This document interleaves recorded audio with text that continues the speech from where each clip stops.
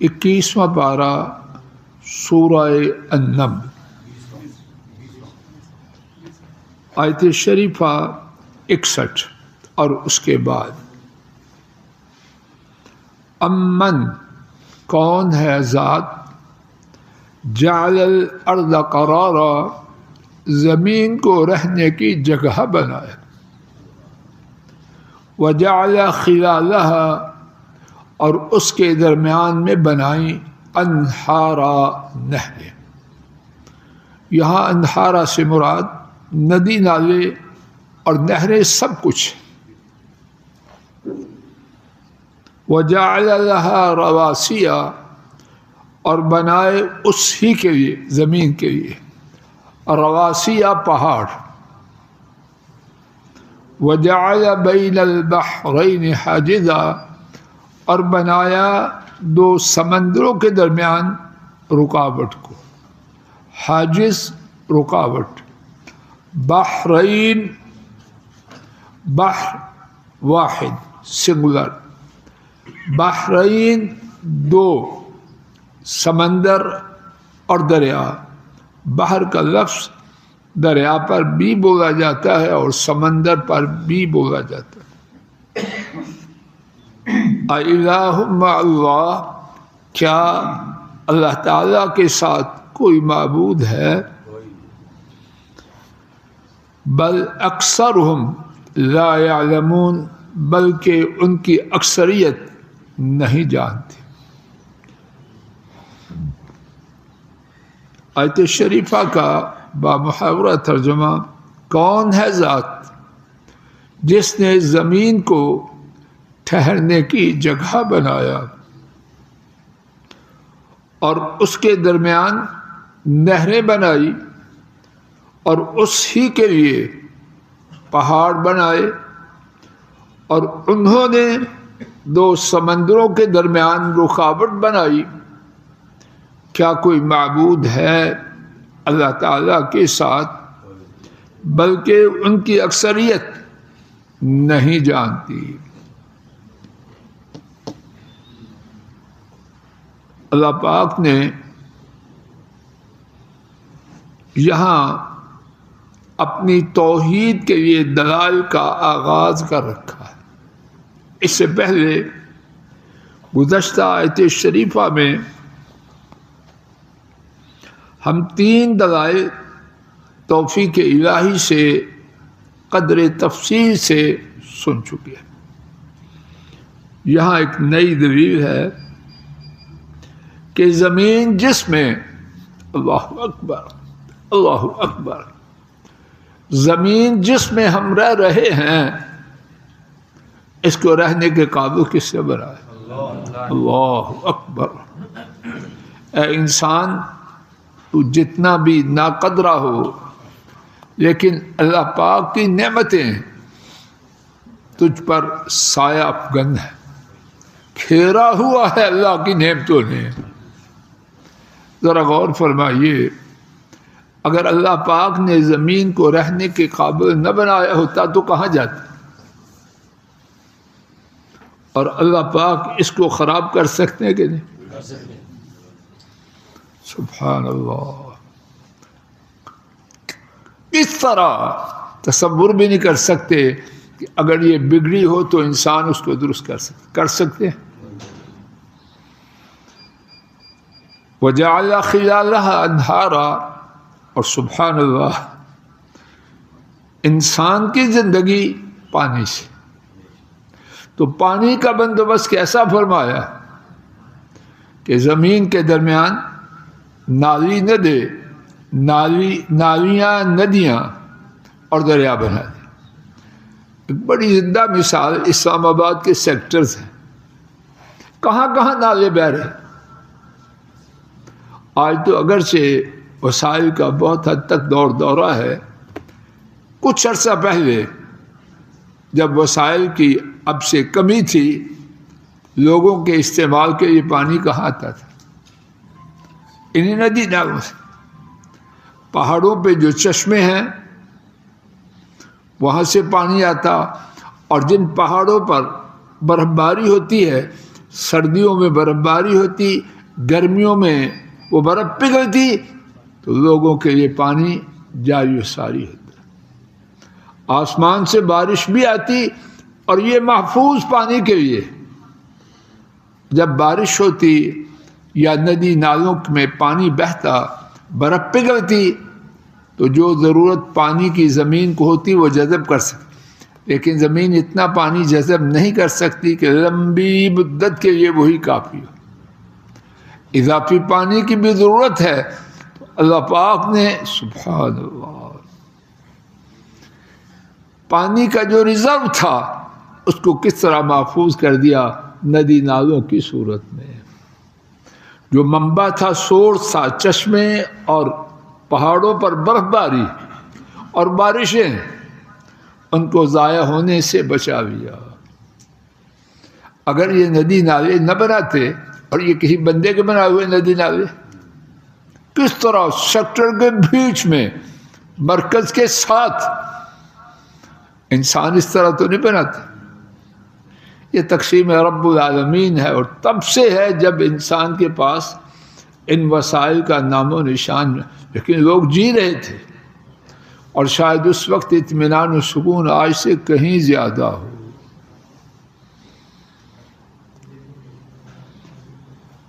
وَجَعَلَ لَهَا رَوَاسِيَ، اور اس کے لیے پہاڑ بنائے۔ سبحان اللہ، پہاڑ اللہ کے راسیہ، گڑے ہوئے، اچھی طرح گاڑے ہوئے، یہ اللہ پاک نے میخیں رکھی ہیں زمین کے لیے۔ اگر یہ نہ ہوتے تو یہ زمین کس طرح ٹھہرتی؟ زمین کے نیچے اللہ کریم ہی جانتے ہیں کیا کچھ ہے، اور جس کی وجہ سے زمین میں حرکت آتی ہے، اور جب اللہ چاہتے ہیں تو پہاڑوں کی موجودگی میں حرکت آتی ہے، جس کا نام زلزلہ ہے، تو کیا تباہیاں ہوتی ہیں۔ تو اگر مستقل طور پر اللہ تعالیٰ پہاڑ نہ بناتے یا پہاڑوں کو اٹھا لیتے تو پھر کیا تماشا بنتا۔ ایک ایک چیز اللہ کریم کا عظیم احسان، آدمی اسی پہ غور کرے تو سجدہ سے سر اٹھانے کو جی نہ چاہے۔ وَجَعَلَ بَيْنَ الْبَحْرَيْنِ حَاجِزًا، اللہ اکبر، اور اللہ تعالیٰ نے دو سمندروں کے درمیان رکاوٹ رکھی۔ پانی کے دو سمندر چل رہے ہیں، ساتھ ساتھ ہیں، ایک میں اتنا شیریں پانی، عذب فرات، فرات کہتے ہیں توڑنے والے کو، تو وہ پیاس کو توڑ دیتا ہے، شیریں پانی، اور دوسرے میں ملح اجاج، نمکین کتنا مزیدار کروا۔ اب کیا مجال کہ یہ پانی وہاں چلا جائے، وہ پانی یہاں آ جائے۔ اور بعض مفسرین نے لکھا کہ دریائے نیل میں یہ منظر آج بھی دیکھا جا سکتا ہے۔ نیل کا پانی جب سمندر میں جاتا ہے تو اس کی اپنی لہریں محفوظ رہتی ہیں، وہ سمندر کے پانی میں خلط بغت نہیں ہوتا، حکم الہی سے اس کا وجود چلتا ہے۔ سمندر کے کڑوے کس طرح کے پانی کے، لیکن نیل کا پانی ان میں مختلط نہیں ہوتا۔ آئیے اس حوالے سے قرآن کریم کے دو مقامات دیکھ لیتے ہیں، شاید کہ اللہ پاک ہمیں اپنی نعمتوں کا زیادہ سے زیادہ شکر کرنے والا بنا دے، اور اگر یہ ہو گیا تو انشاءاللہ بیڑا پار ہو۔ سورہ الفرقان ہے، 19واں پارہ ہے،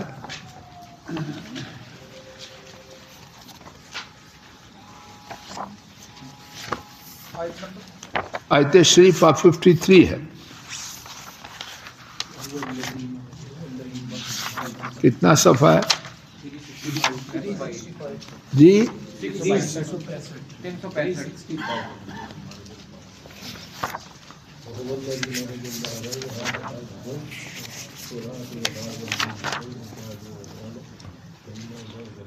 وَهُوَ الَّذِي مَرَجَ الْبَحْرَيْنِ، اور وہ ذات جنہوں نے دو سمندروں کو ملایا، هذا عذب فرات، جی آیت شریفہ 53، هذا عذب فرات، یہ شیری ہے پیاس کو بجھانے والا، وهذا ملح اجاج، اور یہ ہے نمکین کڑوا، نمکین مزیدار نہیں کہ چسکے لے کے پئیں، کڑوا، وجعل بینہما برزخا، اور کیا ان دونوں کے درمیان پردہ، وحجرا محجورا، اور مضبوط باڑ۔ کون ہے یہ کر سکتا ہے مخلوق میں سے؟ دو گلاسوں کے بقدر پانی ہو، ہے کوئی انسان جو ان دونوں کو ملنے کے باوجود اپنی اپنی خاصیتوں کے ساتھ باقی رکھے؟ اللہ سمندروں کو دو کو چلا رہا ہے۔ آئیے ایک اور مقام دیکھیے، سورہ الرحمن صفحہ 533 ہے غالباً آپ کے پاس، 533۔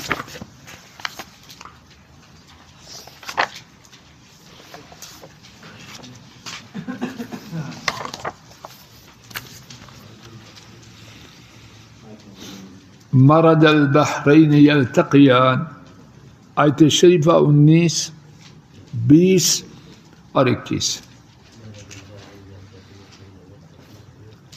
مرج البحرین یلتقیان، ملا دیا انہوں نے دو سمندروں کو ایک دوسرے سے ملتے ہیں، اور ایک دفعہ نہیں چل، ان کا طریقہ یہ ہے، ملے ہوئے تسلسل سے ملے ہوئے، بینہما برزخ، ان کے درمیان پردہ ہے، لا یبغیان، ایک دوسرے پر سرکشی نہیں کرتے، ہر ایک اپنی اپنی حدود میں حکم الہی سے اور اپنی اپنی خاصیتوں کے ساتھ حکم الہی سے، نہ یہ پانی یا نہ میٹھا پانی کڑوے پر غالب آتا ہے، نہ کڑوا پانی میٹھے پر غالب، کڑوا کڑوا رہتا ہے اور میٹھا اللہ۔ فَبِأَيِّ آلَاءِ رَبِّكُمَا تُكَذِّبَانِ، سو تم اپنے رب کی کن کن نعمتوں کو جھٹلاؤ گے؟ یا اللہ ہم نہیں جھٹلاتے، آپ کی نعمتوں کا اعتراف کرتے۔ آئیے سبق کی طرف، بل اکثرهم لا يعلمون، بلکہ ان کی اکثریت نہیں جانتی۔ اس ٹکڑا مبارکہ میں ایک سے زیادہ باتیں، اب ان کی اکثریت جانتی ہے یا نہیں جانتی؟ تو پھر جو اکثریت ووٹ تو اکثریت کے پاس جو ہو تو جیتتا وہ ہے یا تھوڑے ووٹوں والا؟ یہ سارا دھندا کچھ اور ہی ہے۔ دین میں یہ بات نہیں، حق حق ہے اگرچہ اس کے ماننے والا ایک بھی نہ ہو، اور ناحق ناحق ہے اگرچہ سارے اس کو اپنی آنکھوں پہ سجائیں یا سر کا تاج بنائیں۔